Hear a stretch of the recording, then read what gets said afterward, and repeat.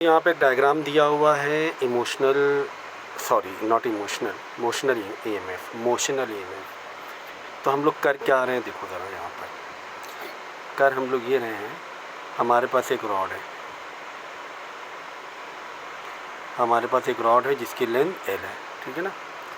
और एक रीजन है, एक एरिया है जहाँ पे मैग्नेटिक फील्ड इनसाइड है, मैग्नेटिक फील्ड इनसाइड है, ठीक है। और उस रॉड में डेफिनेटली हमारे पास कंडक्टर रॉड है, कंडक्टिंग रॉड है इलेक्ट्रॉन्स का, तो इलेक्ट्रॉन्स, मूवेबल इलेक्ट्रॉन्स अंदर हैं इन दिस रॉड। चलो अब हम क्या कर रहे हैं, इस रॉड को इस रीजन में ऐसे करके इस डायरेक्शन में इस वेलोसिटी के साथ लेकर आ रहे हैं, वी वेलोसिटी के साथ लेकर आ रहे हैं, ठीक है ना। तब होगा क्या, क्योंकि मैग्नेटिक फील्ड है, तो मैग्नेटिक फील्ड की वजह से हमें पता है कि हम राइट हैंड कर्ल फिंगर और थम्स अप का रूल लगाएंगे, ठीक है। तो फिंगर कर्ल होगी, तो दैट हम लोग क्या करना है, फिंगर जो कर्ल करनी है इनसाइड की तरफ हमें करनी है इस तरीके से, और जो थंब होगा वो ऊपर चला जाएगा, ये थंब हमारा ऊपर डायरेक्शन में जा रहा है, ठीक है। थंब ऊपर जा रहा है और डायरेक्शन मतलब कि हमारा वो जो इलेक्ट्रॉन्स हैं, करंट, भाई जब आप है ना इलेक्ट्रिक फील्ड, जब आप मैग्नेटिक फील्ड का डायरेक्शन को, डायरेक्शन से पकड़ना है तुम्हें, कहाँ से डायरेक्शन से पकड़ना है, मैग्नेटिक फील्ड के डायरेक्शन से पकड़ना है तुम्हें। तो मैग्नेटिक फील्ड के लिए तुम फिंगर जब कर्ल करोगे तो थंब हमारा ऊपर जाएगा, ठीक है ना।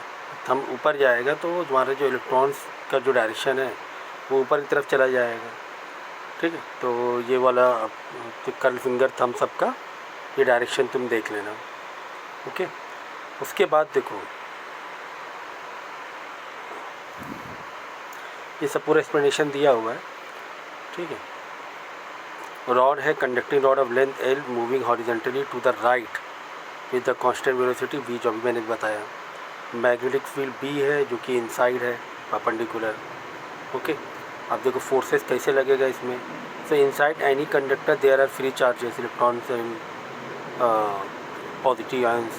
When the rod moves through the magnetic field, these charges experience a magnetic Lorentz force, ठीक है ना। आपको पता ही है कि जब इलेक्ट्रिक फील्ड, जब मैग्नेटिक फील्ड में कोई भी रॉड विद फ्री इलेक्ट्रॉन्स के साथ में अंदर जाएगी तो एक फोर्स उसे फील होता है।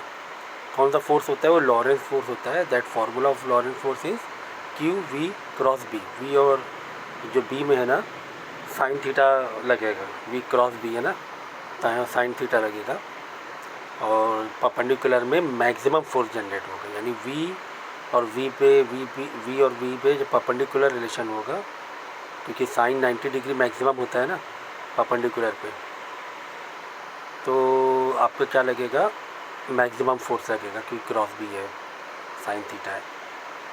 तो हमें राइट हैंड रूल लगाना है, finger point along velocity V, finger आपको क्या करना है, वेलोसिटी वी की तरफ ये करना है, लगाया, फिर बाद में तुम्हें कर्व करना है, कर्ल करना है मैग्नेटिक फील्ड की तरफ, यानी कि समझ गए ना। अब ये आपका थंब हो गया, मैं थोड़ा सा डायरेक्शन रफली बताता हूँ। ये थंब हो गया, ये आपकी फिंगर हो गई, एक फिंगर छोटी क्यों हो गई, इस तरीके से। चलो इस तरीके से पहले वेलोसिटी, ये वेलोसिटी की तरफ डायरेक्शन रखना है हमें फिंगर्स को, ठीक है। और थंब ऊपर जा रहा है हमारा, इस तरह रखना है। उसके बाद कर्लिंग स्टार्ट करना है, क्योंकि मैग्नेटिक फील्ड किस तरफ है, इनसाइड की तरफ है ना, तो कर्ल आप उसी तरफ करोगे ना, अंदर की तरफ कर्ल करोगे। तो पहले तो फिंगर सीधी रखनी वेलोसिटी की तरफ, उसके बाद you have to start curl using right hand, using right hand, ठीक है। तो ये जो फिंगर्स हैं वेलोसिटी के लिए हो जाएंगी पहले, उसके बाद मैग्नेटिक फील्ड के लिए एज यू स्टार्ट कर्लिंग, उसके बाद मैग्नेटिक फील्ड की तरफ ये होगी। और इन कर्ल कहाँ करोगे, राइट हैंड है तो अपने आप ही जब तुम्हारा हाथ कर्ल नीचे की तरफ ही जाएगी, फिंगर उल्टी उंगली थोड़ा मुड़ जाएंगी, है ना, कॉमन सेंस लगाओ।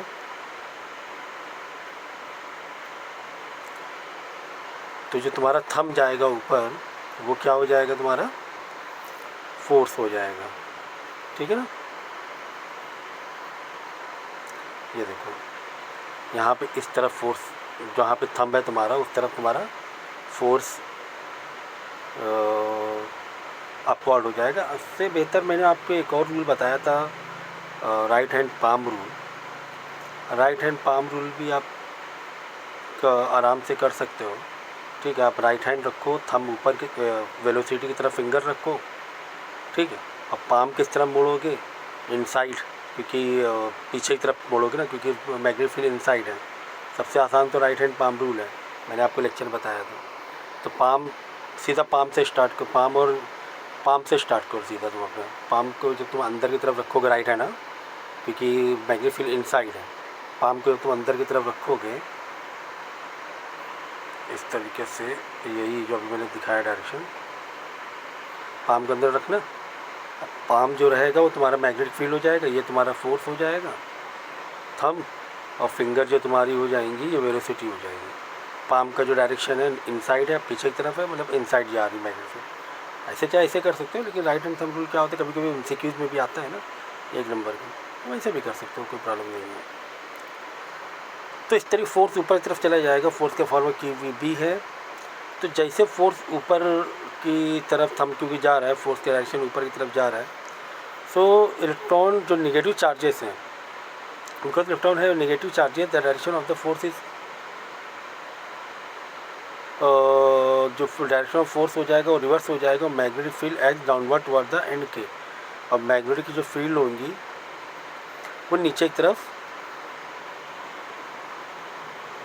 आएंगे। देखो ये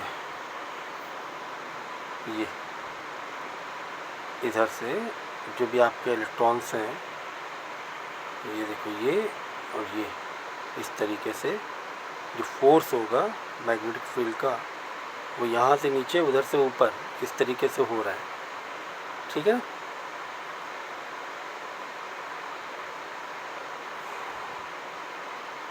तो तुम पॉजिटिव चार्जेस और नेगेटिव चार्जेस दोनों आपको देखना है।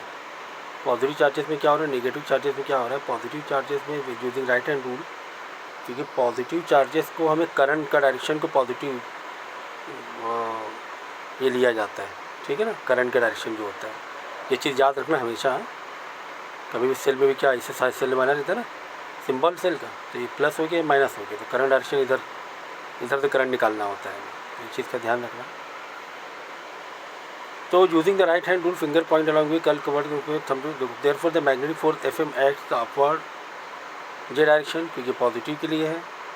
ठीक है ना, and for negative charges electron के लिए, because electron have a negative charge, क्योंकि नेगेटिव चार्ज है तो direction of the force is reverse, direction क्या हो जाएगा, रिवर्स हो जाएगा। और मैग्नेटिक जो फोर्स है वो नीचे की तरफ ऐड करने लगेगी, तो डायरेक्शन चेंज हो जाएगा ना। नेगेटिव चार्जेस हो गया तो आपको पता ही है नेगेटिव पॉजिटिव में और रिवर्स डायरेक्शन होता है। तो होगा क्या कि एक तरफ है ना चार्जेस पॉजिटिव वाले इधर एक्यूमुलेट हो जाएंगे, नेगेटिव वाले इधर एक्यूमुलेट हो जाएंगे। ओके, नेगेटिव वाले इस तरफ एक्यूमुलेट हो जाएंगे, पॉजिटिव वाले इस तरफ एक्यूमुलेट हो जाएंगे। तो यहाँ पर एक पॉजिटिव और निगेटिव का एक रॉड में ऐसा रीजन बन जाएगा जिसकी वजह से इलेक्ट्रिक फील्ड क्रिएट हो जाएंगी।